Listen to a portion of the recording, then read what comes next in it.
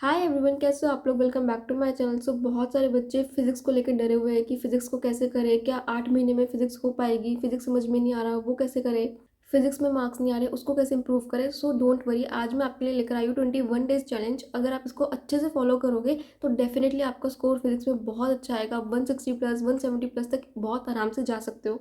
इस चैलेंज में मैं आपको चैप्टर्स भी बताऊंगी, उन चैप्टर्स को कितने दिन में करना है और कैसे करना है, सब कुछ बहुत डिटेल में आपको बताऊंगी। तो आपको बस पूरा फोकस से इस सीरीज़ को फॉलो करना है। अगर आप एकदम अच्छे से डिसिप्लिन के साथ सब कुछ कंप्लीट कर लोगे तो आपका सिलेबस टाइमली भी कंप्लीट होगा, प्लस आपके मॉक टेस्ट में स्कोर भी अच्छा आएगा। आपको फिजिक्स की बिल्कुल भी टेंशन नहीं लेनी है, आपको बस इस सीरीज़ को कम्प्लीटली फॉलो करना है और सितंबर मंथ में आपको जो जो चैप्टर्स मैं अभी बता रही हूँ उन्हें अच्छे से कंप्लीट करके रखना है।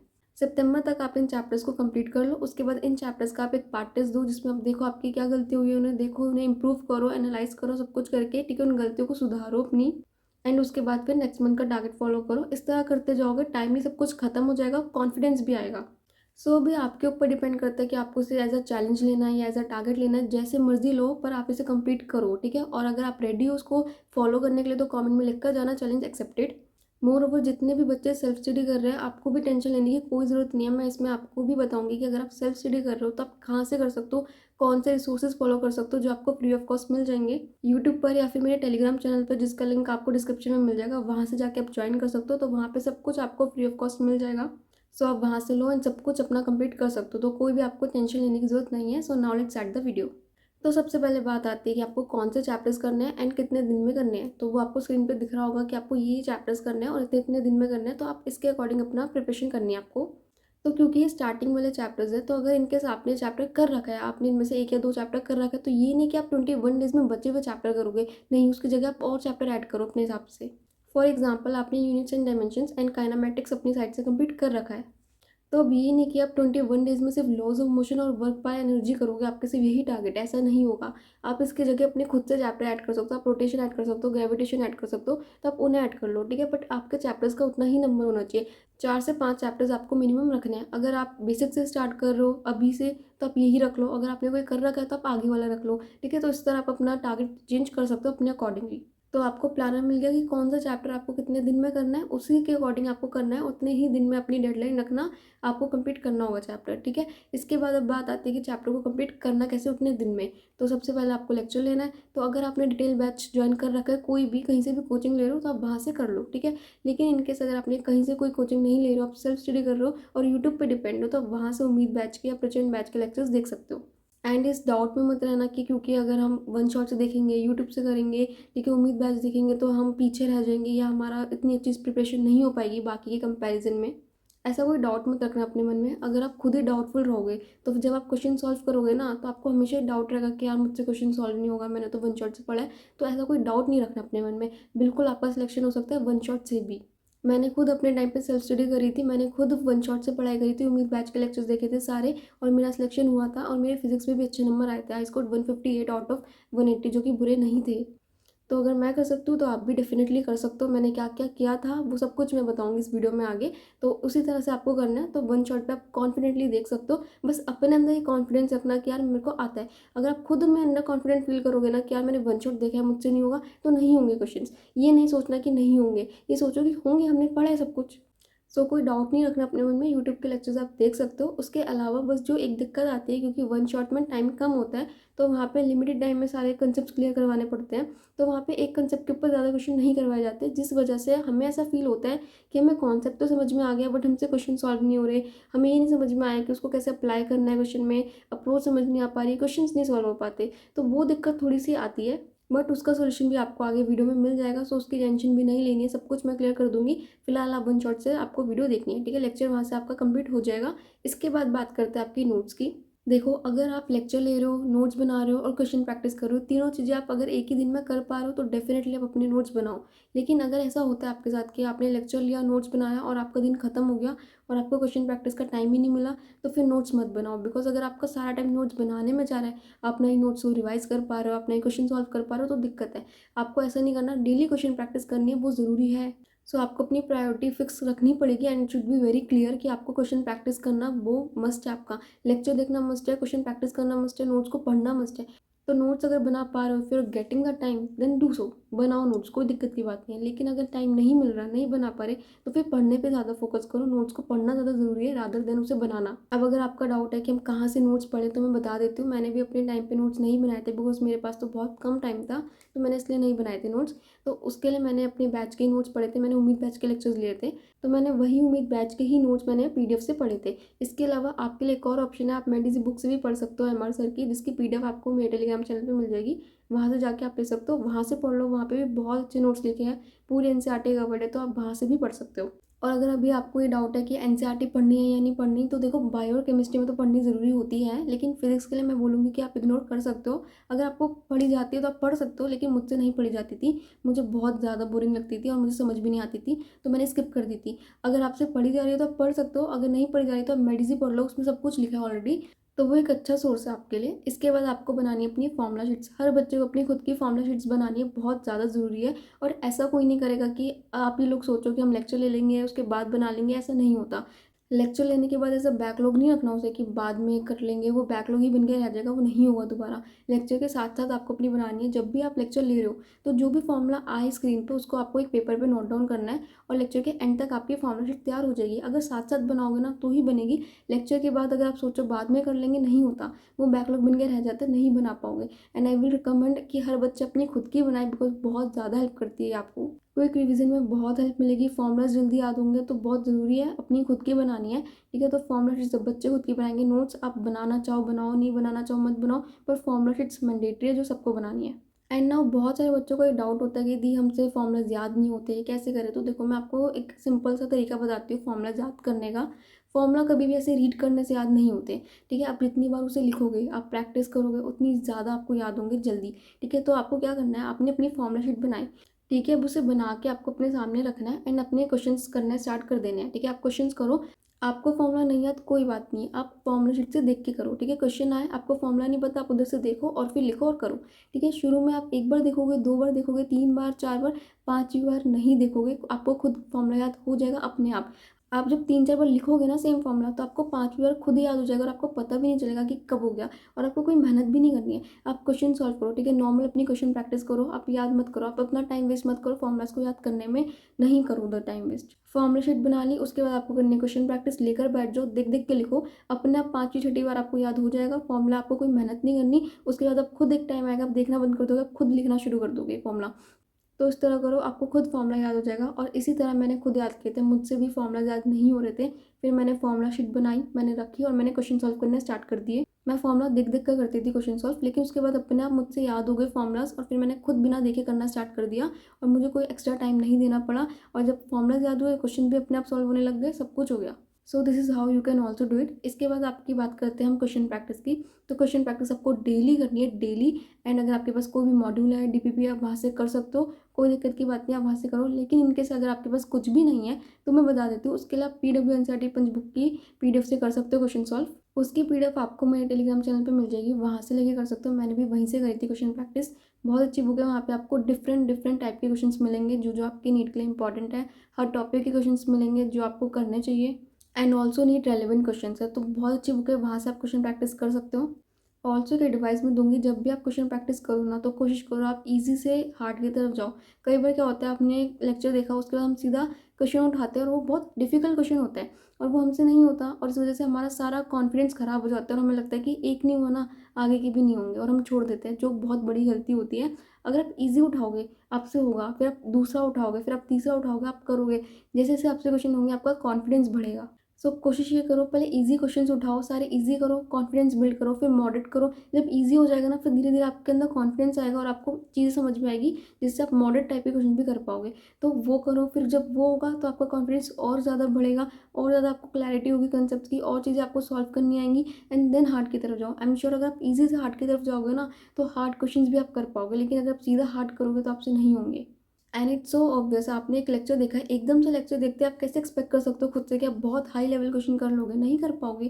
ठीक है, बेसिक से स्टार्ट करो, बेसिक ना हो फिर अपने आप को जज करो। Basic I am damn sure आपसे होगा। मैं यही करती थी, मैं लेक्चर लेती थी, उसके बाद मैं बेसिक क्वेश्चन करती थी, बहुत ईजी, उससे कॉन्फिडेंस मिलता था। फिर मैं टफ जाती थी, थोड़ा मॉडरेट लेवल, और उसके बाद मैं डिफिकल्ट पर जाती थी। डिफिकल्ट मुझसे सारे नहीं होते थे, पर काफ़ी हो जाते थे। जो नहीं होते थे उनके मैं आंसर देखती थी, सॉल्यूशन देखती थी, क्यों नहीं हुआ, क्या गलती है, क्या चीज़ समझ नहीं आ रही, फिर वहाँ से उसे समझ के मैं उसे स्टार मार्क कर लेती थी, जिनकी मैं आगे रिवीजन करती थी। तो इस तरह मैं करती थी, आप भी इस तरह करो, डेफिनेटली आपके मार्क्स इंप्रूव होंगे। फिजिक्स में आपका जो डर है वो जाएगा, कॉन्फिडेंस लेवल बढ़ेगा। ऑल्सो मैंने जो स्टार्टिंग में आपको बताया था कि अगर आप वन शॉट से देख रहे हो तो उसके लिए आपको कोई दिक्कत की बात नहीं है। उसके लिए आप कैसे कंपनसेट कर सकते हो उस क्वेश्चन प्रैक्टिस वाली चीज़ को, वो मैं आगे बताऊंगी। तो नाउ मैं बताती हूँ उसके लिए आप क्या कर सकते हो। तो जैसे मैंने वन शॉट से लेक्चर लिया, तो उसके बाद मैं करती थी तमन्ना मैम की 7 7 7 7 क्वेश्चन सीरीज को सॉल्व। ठीक है, उस सीरीज़ का आपको यूट्यूब पे वो आपको एक तो फ्री मिल जाएगी, जिसकी प्लेलिस्ट का लिंक आपको डिस्क्रिप्शन में मिल जाएगा, वहाँ से जाके आप देख सकते हो। ठीक है, तो उस सीरीज़ में है क्या, बेसिकली मैम ने डिफरेंट डिफरेंट बुक्स के नीट लेवल के क्वेश्चन आपको करवाए हुए हैं। पहले topic wise, then chapter wise, then unit wise, and then full marks में। तो इससे आपकी बहुत अच्छी प्रैक्टिस हो रखी है। जो आपकी दिक्कत होती है ना कि वन शॉट में हमें इतनी क्वेश्चन प्रैक्टिस नहीं मिली, हमसे अप्रोच समझ नहीं आया, हमें एप्लीकेशन समझ नहीं आया, हमें समझ नहीं आया कि उस क्वेश्चन को हमें कैसे सॉल्व करना है, कैसे अप्लाई करना है, फॉर्मूला को कैसे यूज़ करना है। कंसेप्ट तो क्लियर है पर क्वेश्चन सॉल्व नहीं हो रहा। तो जितनी भी सारी प्रॉब्लम्स है ना, वो सब उस सीरीज से सॉल्व हो जाएगी। तो मैं यही करती थी, मैंने पहले वन शॉट देखा, फिर उसके बाद मैंने तमन्ना मैम की सीरीज सॉल्व करी, और उसके बाद फिर मैं एनसीईआरटी पॉइंट से क्वेश्चन करती थी। तो मेरी सीक्वेंस ये होती थी।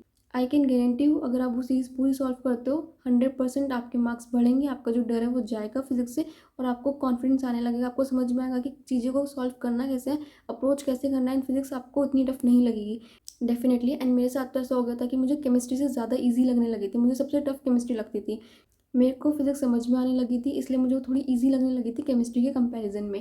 ठीक है, तो आपके साथ भी डेफिनेटली ये चीज़ होगी अगर आप अच्छे से उस चीज़ को फॉलो करते हो। बट द पॉइंट इज़ कि आपको उसे एज अ लेक्चर नहीं लेना है। अगर आप जैसे आपने वन शॉट देखी लेक्चर की तरह, अगर आप उसी तरह से उसे भी एक लेक्चर की तरह देखोगे तो फिर शायद आपके मार्क्स नहीं बढ़ेंगे इतने। आपको उसे क्वेश्चन प्रैक्टिस की तरह लेना है। आपने खोला, ठीक है, वीडियो, वहाँ पे क्वेश्चन आया, आप अपना पेपर पेन लेकर बैठो, वहाँ पे क्वेश्चन सॉल्व करो, फिर सीधा आंसर पे जाओ। अगर आपका आंसर मैच हो गया देन नेक्स्ट क्वेश्चन पे जाओ। नहीं हुआ तो फिर देखोगे क्या गलती हो गई थी, क्यों नहीं हुआ। आपसे कैलकुलेशन मिस्टेक हो गई, सिली मिस्टेक हो गई, क्वेश्चन गलत पड़ा, आपको समझ नहीं आया, फॉर्मूला गलत लगाया, जो भी गलती हुई उसे देखो, आइडेंटिफाई करो, एनालाइज करो कि क्यों नहीं हुआ वो क्वेश्चन सॉल्व। और फिर उस गलती को जानने के बाद ये देखो कि वो गलती आपसे आगे किसी और क्वेश्चन में ना हो। इसके बाद जितने भी क्वेश्चन आएंगे उसमें वो सेम गलती रिपीट नहीं होनी चाहिए, तो उस चीज़ का ध्यान रखो। इस तरह आपको चीज़ करनी है। अगर आप इस तरह से इस सीरीज़ को फॉलो करोगे तो आपको बहुत ज़्यादा बेनिफिट मिलेगा। And after doing all this thing, इसके बाद आप करो पीवाईक्यूज़। ठीक है, पीवाईक्यूज़ मैं हमेशा एंड में इसलिए रिकमेंड करती हूँ चैप्टर को सब कुछ करने के बाद, क्योंकि इससे आपको अपनी प्रिपरेशन का चेक मिलता है। फॉर एग्जांपल, अगर आपने सब कुछ करा, उसके बाद आपने पीवाईक्यूज़ खोले और आपने करना स्टार्ट किया और आपसे वो क्वेश्चन हो गया, तो पीवाईक्यूज़ क्या है, नीट में आई हुई क्वेश्चन है। तो वहाँ से आपको कॉन्फिडेंस आता है कि यार ये क्वेश्चन जब नीट में आया था और मुझसे हो गया, तो मतलब इसी टाइप के क्वेश्चन नीट में आते हैं, मैं कर सकता हूँ, मुझसे हो जाएंगे।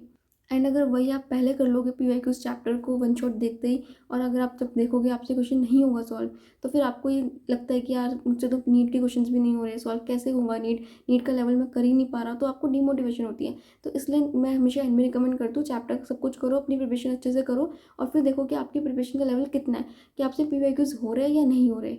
अगर हो रहे हैं तो उसका मतलब आपने सही लेवल की प्रिपरेशन करी है, और आपको उससे कॉन्फिडेंस भी मिलेगा। और अगर आपसे नहीं हो रहे तो मतलब आपने अभी थोड़ी सी प्रिपरेशन आपकी वीक है, आपको और उस टाइप की क्वेश्चन सॉल्व करने की ज़रूरत है, और लेवल बढ़ाने की ज़रूरत है। तो आप और क्वेश्चन प्रैक्टिस करो, और थोड़ा सा लेवल बढ़ाओ क्वेश्चन का, और फिर ट्राई करो करने का। तो इससे आपको पता लगता है कि क्या आपने सही प्रिपरेशन करी है या नहीं करी। और अब मैं रिकमेंड करूँगी कि लास्ट 10 ईयर्स की पीवाईक्यूज़ तो आपको कम से कम करने ही है। एंड इसकी भी आपको बुक की पीडीएफ मेरे टेलीग्राम चैनल पे मिल जाएगी, वहाँ से आप कर सकते हो सॉल्व।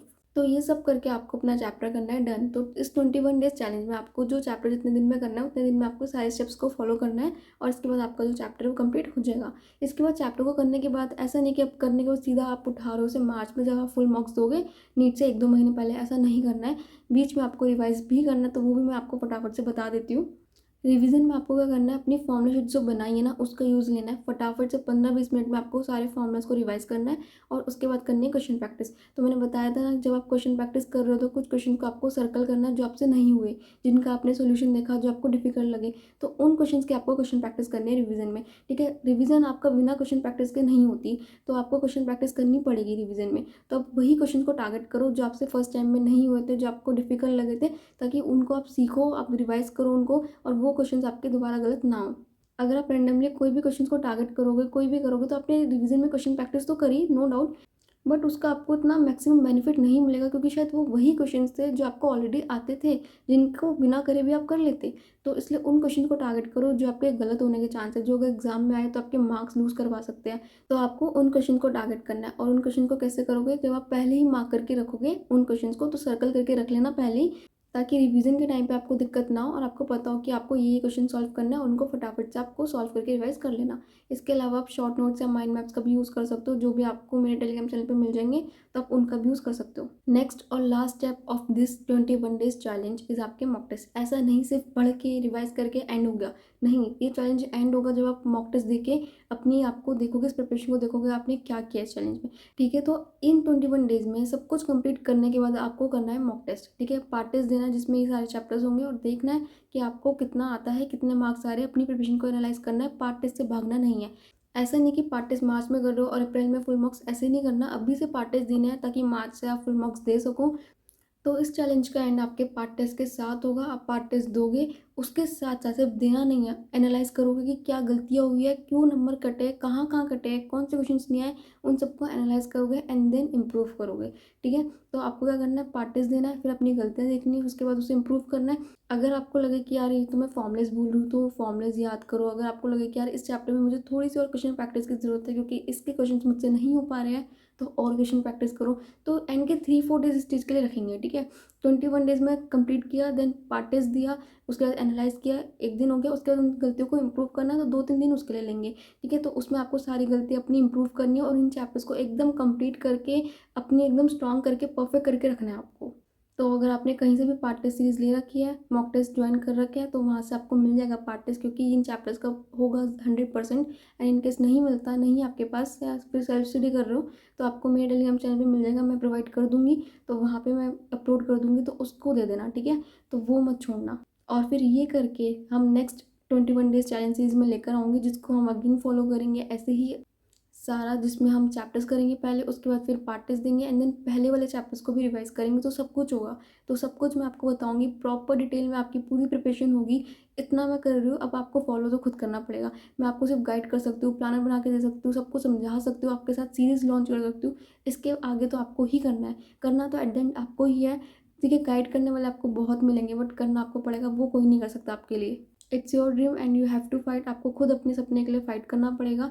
ठीक है, मैं आपके साथ एक सीरीज़ लॉन्च कर सकती हूँ, इसमें मैं आपके ऊपर प्रॉपर चेक रख सकती हूँ, आपको गाइड कर सकती हूँ, अब ये करो, अब ये करो, मॉक टेस्ट भी दे सकती हूँ। So I am doing the best जितना मुझसे होगा, बट आगे आपको खुद पढ़ना है, आपको रिजल्ट देना है मुझे। ठीक है, अगर आप पढ़ोगे और इस सीरीज़ में एक्टिवली पार्टिसिपेट करोगे, तो मुझे और ज़्यादा मोटिवेशन मिलेगी आपके लिए और मेहनत करने के लिए। तो अगर आप रेडी होना है इस सीरीज़ में पार्टिसिपेट करने के लिए, तो अभी के अभी चैलेंज एक्सेप्टेड लिख कर जाओ, ताकि मुझे पता रहे कि कौन कौन पार्ट ले रहा है। और सिर्फ लिख कर नहीं जाना है, 21 दिन बाद आपको यहाँ पे आके रिप्लाई करके लिखना है चैलेंज कंप्लीटेड, तभी मुझे पता लगेगा कि आपका ये चैलेंज कंप्लीट हुआ है।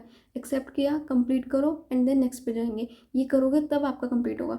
तो अगर आप चैलेंज एक्सेप्टेड लिख कर जा रहे हो ना, देन मेक श्योर कि आप 21 दिन बाद यहाँ पर आकर चैलेंज कंप्लीटेड भी लिख कर जाओ, और आपको करना पड़ेगा, तभी आपका चैलेंज कंप्लीट होगा। And I will wait for your reply. ठीक है, सो अगर आपको सेम चीज़ बायो और केमिस्ट्री के लिए भी चाहिए, तो आप मुझे बता देना कमेंट्स में, मैं उसके लिए भी कर दूंगी। ये वीडियो कैसी लगी हो ज़रूर बताना।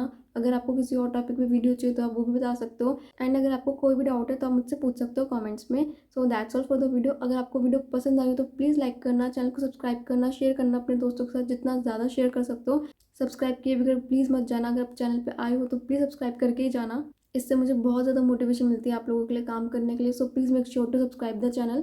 And also Telegram channel join करना बिल्कुल मत भूलना, लिंक आपको डिस्क्रिप्शन में मिल जाएगा, वहाँ से जाके आप ज्वाइन कर सकते हो। वहाँ पे बहुत सारा मटेरियल है आप लोगों के लिए, जो आपको बहुत ज़्यादा बेनिफिट करेगा, हेल्प करेगा आपकी इस जर्नी में। तो जाओ, उसका यूज़ लो, take maximum benefit of it. So don't forget to join my Telegram channel and subscribe my YouTube channel. So thank you so much guys for watching my video. All the best guys for your NEET preparation.